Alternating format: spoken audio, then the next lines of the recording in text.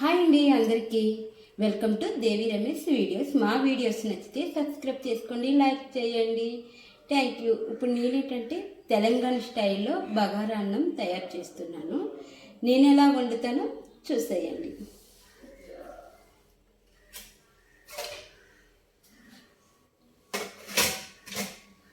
అన్నీ అరేంజ్ చేసాను, కటింగ్లో అన్నీ అయిపోయి ఇప్పుడు దాన్ని ప్రాసెస్ చేసేయడం అనమాట.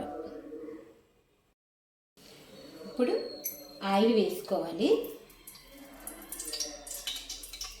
అలాగే కొంచెం నెయ్యి కూడా వేసుకోవాలి.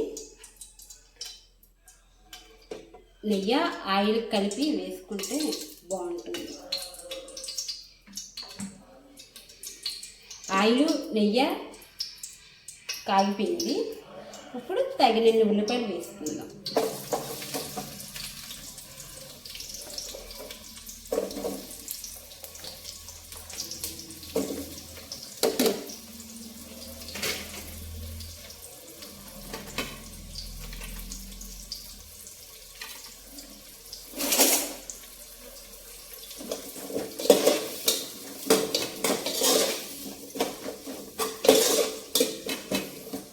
ఇవి వేగుతున్నప్పుడే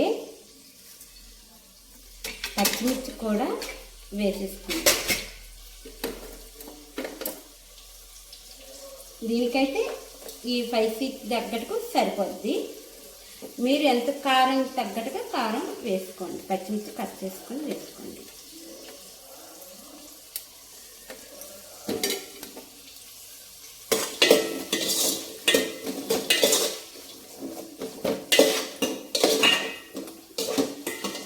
ఈ బగారా రైస్ అయితే చేయడం ఫస్ట్ టైం.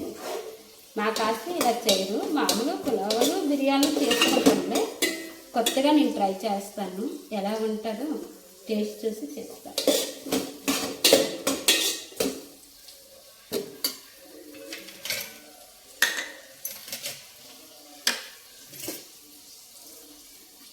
తర్వాత బిర్యానీ మసాలా, బిర్యానీ ఆకు, యాలక్కపళ్ళు, దాల్చిన చెక్క, లవంగాలు అన్నీ బిర్యానీ పైసెస్ మొత్తం వేసి వేగనివ్వాలి.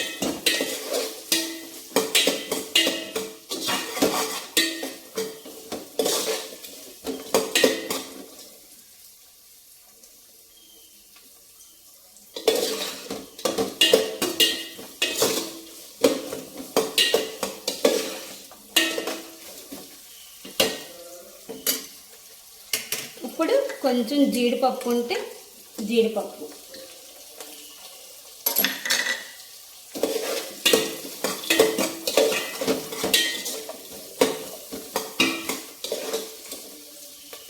జీడిపప్పు వేగిన తర్వాత ఒక 2 రెమ్మల కరివేపాకు,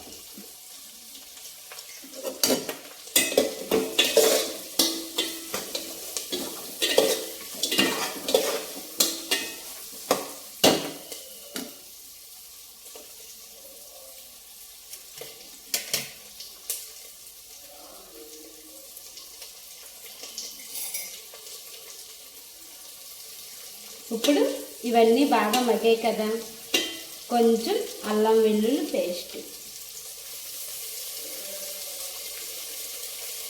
నేనైతే 1 స్పూన్ వేసుకున్నాను.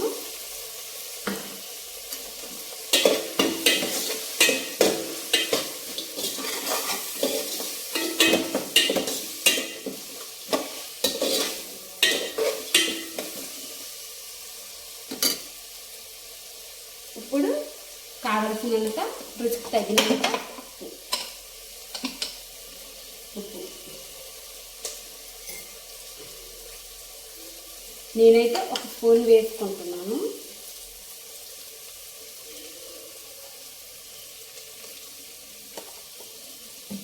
ఉప్పు మనం చేసే క్వాంటిటీ బట్టి ఎంత వేసుకోవాలో చూసుకోవాలి.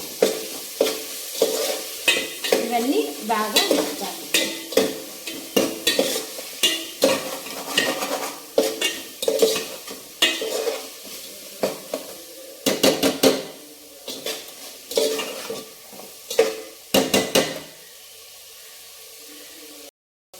ఇప్పుడు 1/2 టీ స్పూన్ ధనియాల పౌడర్,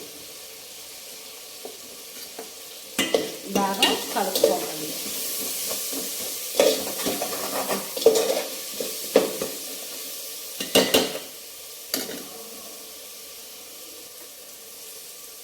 బాగా మగ్గాయి, ఆయిల్ కూడా తేలింది, ముక్కలు మొత్తం బాగా మగ్గిపోయి.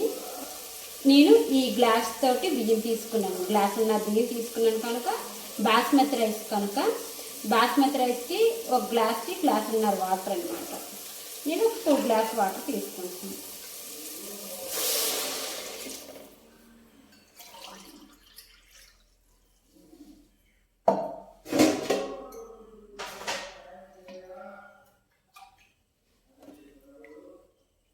ఈ 2 గ్లాస్ వాటర్ తీసుకుందాం.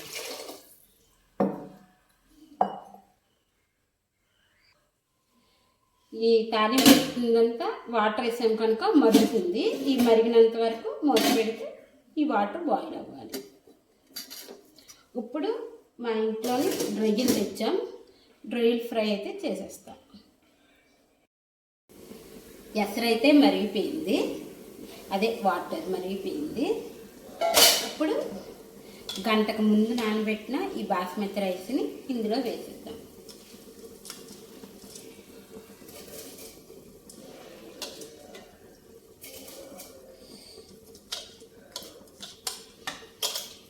వేడైతే మాత్రం చాలా దారుణంగా ఉందండి, కానీ ఆల్రెడీ వర్షాలు పడుతుంది. నిన్నైతే వర్షం మా ఊళ్ళో అయితే మాత్రం చాలా బాధిస్తుంది. వాటర్ అంతా వడకట్టేసి ఈ రైస్ అనేది ఇందులో వేసేయాలి.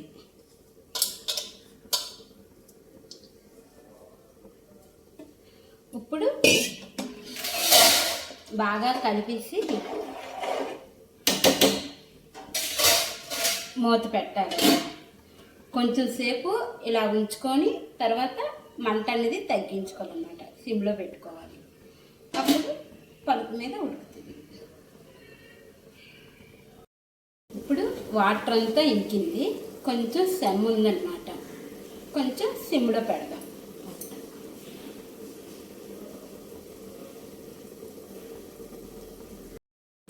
బగారం అన్నం అయితే రెడీ అయిపోయింది. గ్యాస్ కూడా ఆఫ్ చేసి లాస్ట్ పైన కొత్తిమీర అనేది వేసుకోవాలి. పుదీనా కూడా వేస్తే టేస్ట్ బాగుంటుంది, కానీ మా ఊర్లో దొరకలేదు. 2-3 షాపులకు వెళ్ళాం కానీ దొరకలేదు. ఇంకా సెకండ్ టైం ఎప్పుడైనా ట్రై చేసినప్పుడు పుదీనా వేసుకొని తినచ్చు. ఇప్పుడు అలాగే కొత్తిమీర వేస్తాను కదా, పొడి పొడిగా అయింది. చల్లార్తిన కొద్దీ ఎక్సలెంట్గా ఉంటుంది. ఇప్పుడు కొంచెం చల్లారిన తర్వాత ఇలా తిని అప్పుడు వీడియో పెడదాం. టేస్ట్ ఎలాగుందో చూద్దాం. చూడండి ఆవిర్లు ఎలా వస్తుందో.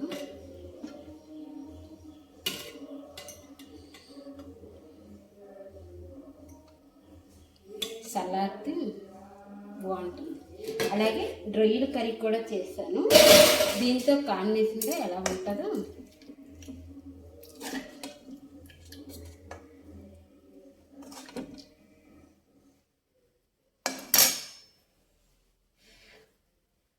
మా కుమ్మ మీద చూడండి ఆవిర్లు ఎలా వెళ్తుందో. ఈ వేడివేడిగా తిన్న టేస్ట్ తెలుస్తుందో తెలీదు, కొంచెం తిని చెప్తా.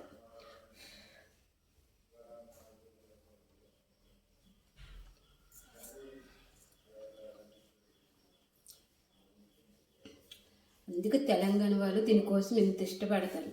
బగారన్నం ఎక్సలెంట్గా ఉంది, చాలా బాగుంది. మీరు కూడా ఎప్పుడైనా ట్రై చేస్తే ఇలా ట్రై చేయండి. మా వీడియో నచ్చితే సబ్స్క్రైబ్ చేసుకోండి. Thank you. ఈ వీడియో ఫస్ట్ నుంచి లాస్ట్ వరకు చూసిన వాళ్ళకి చాలా చాలా థ్యాంక్స్. Bye bye.